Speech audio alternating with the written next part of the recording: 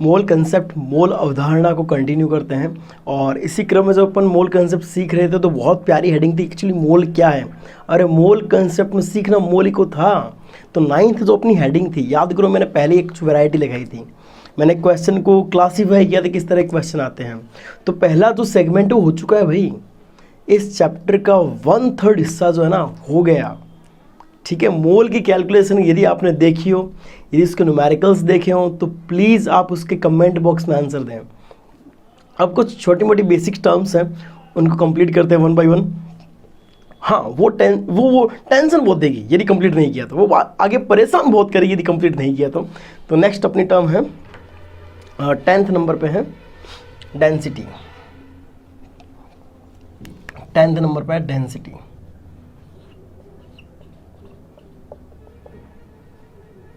Tenth number पे है घनत्व, डेंसिटी। हिंदी में लिखता हूँ, अच्छा नाम है घनत्व, बहुत बार सुनते हैं अपन लोग।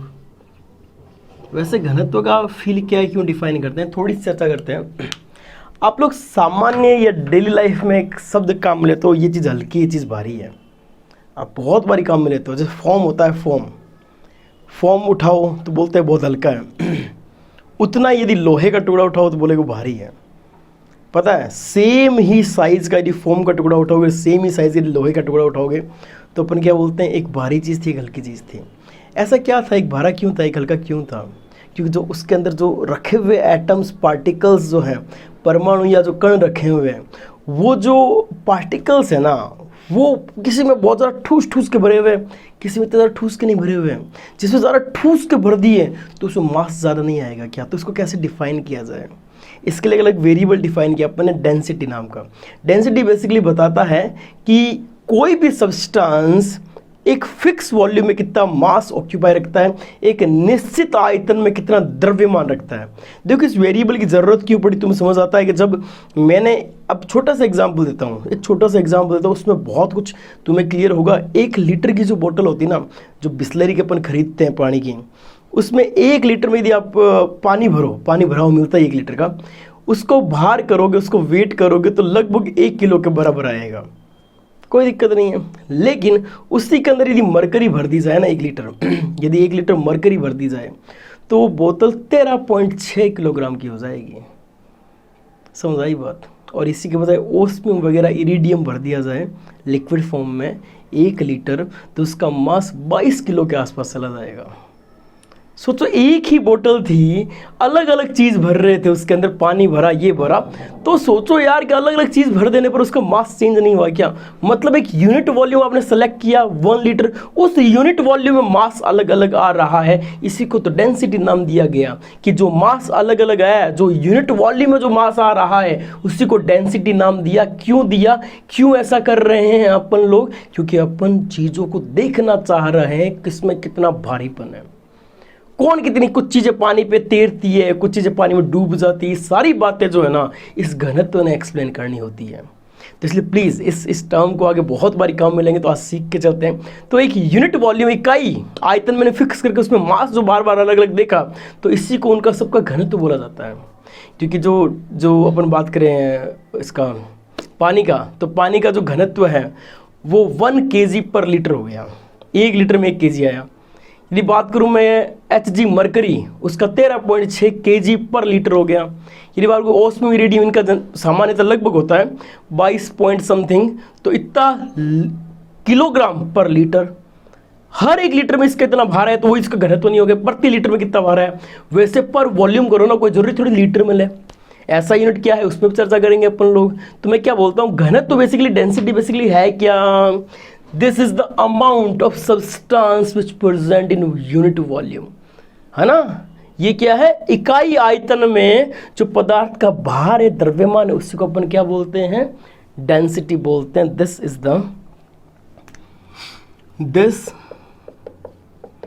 The mass of substance per unit volume. इकाई आयतन में पदार्थ का जो द्रव्यमान आता है उसी को ही अपन क्या बोलते हैं, घनत्व बोलते हैं। इसके टाइप पे आते हैं, इसके टाइप पे जो डेंसिटी है उसके टाइप पे चर्चा करते हैं। अब सुनना, डेंसिटी दो तरह की होती है, एक तो होती है एब्सोल्यूट डेंसिटी जो उसकी है वो खुद की एग्जैक्ट बताओ, दूसरी डेंसिटी होती है, दूसरी वैरायटी होती है रिलेटिव। रिलेटिव वालों किसी के सापेक्ष परिभाषित किया, यदि ये है तो इसके सापेक्ष कितना होगा। देखो फिर से बोलता हूँ, रिलेटिव टर्म जो है ना, जो रिलेटिव टर्म का मतलब जो है मैथमेटिक्स से डिवाइड होता है, उसका डिवाइड मतलब रिलेटिव, जिसके रिलेटिव में आप देख रहे हो ना उसका डिवाइड लगाओ तो उसका रेस्पेक्ट में वो चीज़ आ जाएगी, चाहे डेंसिटी है, चाहे मोलर मास है, चाहे हीट एनर्जी, कुछ भी आप रिलेटिवली डिफाइन कर सकते हो, लेकिन किसके रिलेटिव में डिफाइन कर रहे हो उसका डिवाइड लगाओ तो तुरंत क्या आ जाएगा, रिलेटिव। तो मैं कंटिन्यू करता हूँ टाइप, तो दो तरह की होगी इसका टाइप। पहला है एब्सोल्यूट डेंसिटी और नेक्स्ट है रिलेटिव डेंसिटी।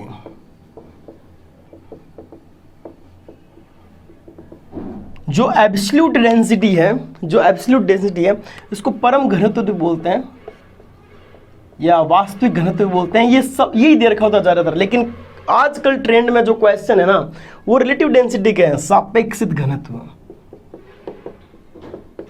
सापेक्षित घनत्व के जो क्वेश्चन आजकल इन जनरल एग्जाम में देखने को मिलते हैं, पूछे जाते हैं, ये गिवन डेटा में काम है। तो पहले मैं जो एब्सोल्यूट डेंसिटीज को मैं डिफाइन करता हूँ, परिभाषित करता हूँ, ये होता क्या है समझते हैं। ये वो एक्चुअल डेंसिटी होती है जो एक फॉर्मूला होता है उसकी हेल्प से निकालेंगे। This is the actual density of substance, इसके बारे में डिफाइन कर रहा हूँ। सबसे पहले definition, this is the actual density of substance, ये सब्सटेंस की एक्चुअल डेंसिटी होती है, जबकि ये क्या होती है, it is defined with respect to any substance. It is defined, ये डेंसिटी या this is defined with respect to any particular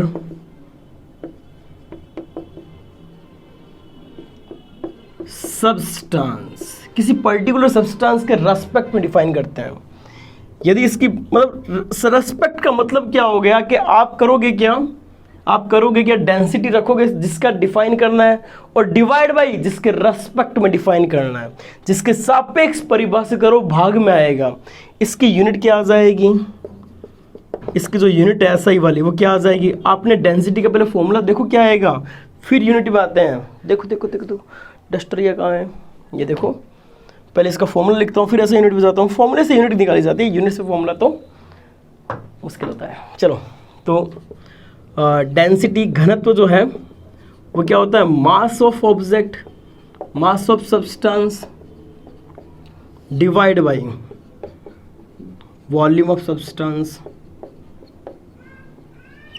पदार्थ का द्रव्यमान बटा पदार्थ का आयतन। यदि आयतन का भाग लगा दिया तो इकाई आयतन के लिए परिभाषित नहीं होगी क्या चीज।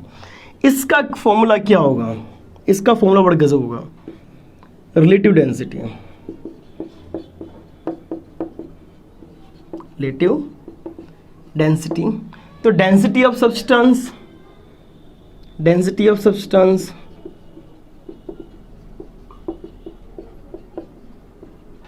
डिवाइड बाई, वो इसी से निकलेगी, density of substance divide by density of relative substance. इसके रिलेटिव अपन डिफाइन करना चाहते हैं, या रेफरेंस सब्सटेंस जिसके अपन सापेक्षित रेफर मान रहे हैं, ठीक है। तो डेंसिटी ऑफ रेफरेंस सब्सटेंस, जिसके रेफरेंस में अपन काम कर रहे हैं, ठीक है। तो यदि इसकी बात करूं यूनिट की, तो ये यूनिट आ जाएगी इसकी ऐसा यूनिट। तो ऐसा यूनिट जो मास होता है उसकी केजी आती है, और जो वॉल्यूम होता है उसकी ऐसा यूनिट लेंथ इंटू लेंथ तब वॉल्यूम आता है, और उसकी metre into metre that is metre cube. इसका क्या हो जाएगा, मीटर क्यूब। तो ये थोड़ा ध्यान रखने वाली बात है। नेक्स्ट इसका बात करूँ यूनिट, तो ये यूनिटलेस है, ऊपर भी डेंसिटी नीचे भी डेंसिटी, दोनों जगह से कट जाएगा, तो ये क्या है, यूनिटलेस। इसकी कोई यूनिट नहीं होती। चलो नेक्स्ट चर्चा करते हैं। जो रिलेटिव डेंसिटी है वो गैस के लिए अलग तरीके से डिफाइन करते हैं, और लिक्विड एंड सॉलिड के लिए अलग तरीके से, गैस के लिए अलग परिभाषित करते हैं, और द्रव और ठोस के लिए अलग तरीके से परिभाषित करते हैं। तो इसका तो मुद्दा इतना ही है, इसका थोड़ा सा मुद्दा ज़्यादा है, उसको ले लेते हैं ना। तो अब मैं बात करता हूँ relative density for liquid and solid after then relative density of gas. तो अपना अब यही जो रिलेटिव डेंसिटी वो मुद्दा चलेगा, रिलेटिव डेंसिटी वो मुद्दा चलेगा। तो मैं बोलता हूँ देखो, रिलेटिव डेंसिटी जो सेकंड वैरायटी थी,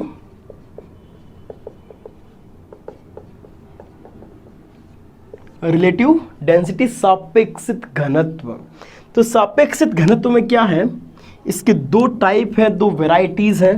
पहला जो ए वेराइटी है, जो फर्स्ट वेराइटी है, जो ए वेराइटी, इसको मैं नाम दूंगा relative density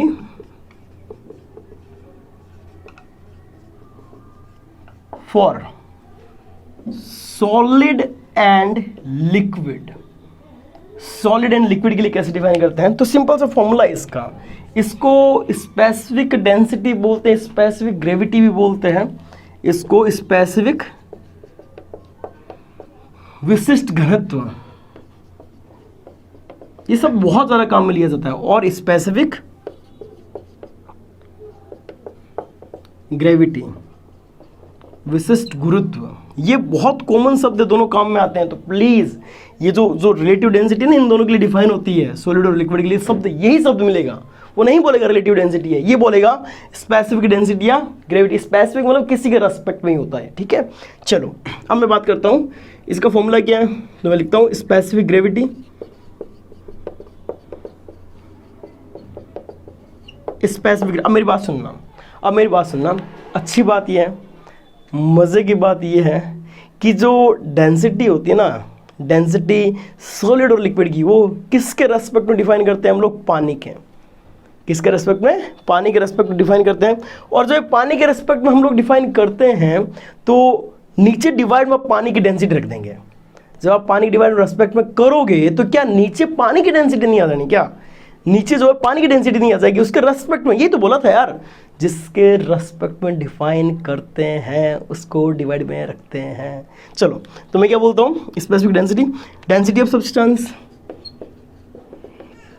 density of substance divide by density of water. लेकिन पानी की जो लेते हैं वो 4 डिग्री सेल्सियस लेते हैं, क्योंकि 4 डिग्री पर इसकी जो डेंसिटी आती है वो 1 ग्राम पर ml आती है, या 1 kg पर लीटर आती है, या 1000 kg पर मीटर क्यूब आती है। देखो मैं तीनों चीज़ें लिख दी हैं, क्या पता कौन सी चीज़ मिल जाए ज़िंदगी में, ठीक है। लेकिन अच्छी बात क्या है, ये ऐसा यूनिट में है, तो यदि ऊपर वाली ऐसा यूनिट नीचे वाली ऐसा यूनिट में पुट करना, ठीक है, ये गलती मत करना, तो ध्यान रखना इस चीज़ का। चलो अब मैं नेक्स्ट चलता हूँ बी पार्ट सेकंड, जो लिक्विड गैस के लिए डिफाइन करते हैं उसकी तरफ चलता हूँ। इनका बढ़िया से नोट्स बनाए यार प्रॉपर, बहुत अच्छी चीज़ है ये हज़ारों लाखों करोड़ में बिकती है इस मार्केट में, ठीक है। ये चीज़ें लाखों में बिकती है, सच बता रहा हूँ मैं। भगवान की दया से इन सब को पढ़ा के खूब पैसा दिया है। लेकिन अब चाहता हूँ यार कुछ अच्छा करूँ, जिन लोगों के पास पैसा नहीं उनको तो पढ़ा के देख लेते हैं यार, उनके लिए भी तो कुछ करना पड़ेगा ना यार, हैं। खाली पैसा सब कुछ थोड़ी होता है। तो ये सब चीज़ें आप प्लीज़ उन तक शेयर करें जिन तक ये सब नहीं पहुंच पा रहा है ना, जो मतलब पढ़ नहीं पा रहे हैं। मेरे पास अभी बहुत कॉल्स आने लग गए हैं, जैसे महाराष्ट्र से कॉल आता है बच्चों का कि सर हम तो यहाँ से हैं, क्या करें, सब बताते हैं, उनको मज़ा आता है। थोड़ा टोन बिहार की आती है पर मेरे को अच्छा लगता है जब उनसे बात होती है। चलो तो रिलेटिव डेंसिटी है। अब सेकंड जो है रिलेटिव डेंसिटी ऑफ गैस, ये अच्छी चीज़ है। जो बी वैरायटी है, relative density of gas. Gas की रिलेटिव डेंसिटी कैसे डिफाइन करते हैं, तो इसका भी सिंपल सा लॉजिक है। ये डिफाइन करते हैं अपन with respect to hydrogen. What, with respect to hydrogen. वहां फिक्स किया H2O, यहाँ फिक्स किया H2, याद रहेगा ना, H2O, ठीक है। चलो तो मैं लिखता हूँ इस चीज़ को डेंसिटी। हाँ इसका कोई और नाम है क्या, बड़ा अच्छा नाम है यार, वेपर डेंसिटी। वेपर डेंसिटी बहुत प्यारा नाम है, बहुत गजब ये काम में आता है। रिलेटिव डेंसिटी या वेपर डेंसिटी इसको बोलते हैं। तो जो वेपर डेंसिटी VD जो होता है, density of gas, density of gas at any temperature T and pressure P। Sir ये क्या लिख दिया, any temperature T and P pressure P। सुनना मेरी बात, जो गैस होती है ना गैस, उसकी डेंसिटी फिक्स नहीं होती, वेरी करती है। जो गैस है उसकी डेंसिटी फिक्स नहीं होती, वेरी करती है। क्यों? Density always mass upon volume तो लगेगी। एब्सोल्यूट गैस का आप एब्सोल्यूट डेंसिटी डिफाइन कर सकते हो और रिलेटिव भी। जब गैस का आप किसी बोतल के अंदर रखते हो, किसी पिचकारी के अंदर डाल के रखो, पिचकारी के अंदर कुछ मास m गैस का है, तो आप पिचकारी को पिचकाओगे ना तो वॉल्यूम घटता नहीं जाएगा, डेंसिटी बढ़ती नहीं जाएगी। क्या भाई? पिचकाओगे तो आप जैसे पिचकाते जाओगे तो डेंसिटी क्या होएगी? बढ़ेगी, वॉल्यूम कम हो रहा है। और ऊपर लेके आओगे वापस की वो वापस डेंसिटी घटने लग जाएगी। तो डेंसिटी गैस की फिक्स नहीं होती क्योंकि वॉल्यूम फिक्स नहीं होता। मजे की बात कि उसका आयतन निश्चित नहीं होता, इसलिए घनत्व गैस का निश्चित नहीं होता। इसी बात को मैं यहाँ काम में ले रहा हूँ। लेकिन यदि उस गैस का बोल दिया जाए तेरे को प्रेशर यही रखना है और तेरे को टेम्परेचर यही रखना है तो फिक्स हो जाएगी। ये इसलिए हथियार काम में लाया क्योंकि डेंसिटी जो थी ना मुझे फिक्स करनी थी, गैस की जो वेरिएबल थी। ठीक है, चलो तो यहाँ पर डेंसिटी मैंने फिक्स कर दी है और divide by density of gas. कौन सी gas? Hydrogen gas, H2 gas. खास बात, at same temperature and pressure, मतलब जो टेम्परेचर प्रेशर ऊपर गैस के लिए काम में लिया है ना, उसी टेम्परेचर प्रेशर को क्योंकि सेम कंडीशन पे डिफाइन करते हैं भाई साहब, सेम कंडीशन पे डिफाइन करते हैं। अब एक छोटा सा फॉर्मूला है जो आगे डिराइव करूंगा लेकिन अभी काम में ले रहा हूं। इसको बोलते हैं ideal gas equation, PV is to nRT। यहीं से एक डिराइव्ड होता है PM इज टू DRT। ये यहीं से डिराइव्ड फॉर्मूला है आइडियल गैस इक्वेशन से, जो तुम्हें सिखाई जाएगी स्टेट ऑफ मैटर में। यहीं से डिराइव्ड इक्वेशन है। इसमें कौन सी चीज क्या है? P है प्रेशर ऑफ गैस, M है molar mass of gas, D है डेंसिटी ऑफ गैस और R है गैस कांस्टेंट और T है टेम्परेचर ऑफ गैस। ये वेरिएबल्स के साथ मैं फॉर्मूला इसके अंदर वैल्यू पुट करता हूँ।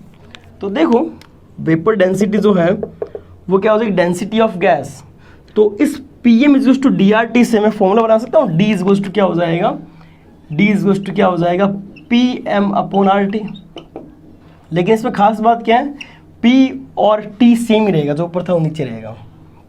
चेंज होगा मोलर मास और R तो गैस कांस्टेंट है, वो तो सेम नहीं है। तो इस गैस के लिख रहा हूँ density D of gas upon D of hydrogen. D of gas क्या आ जाएगा?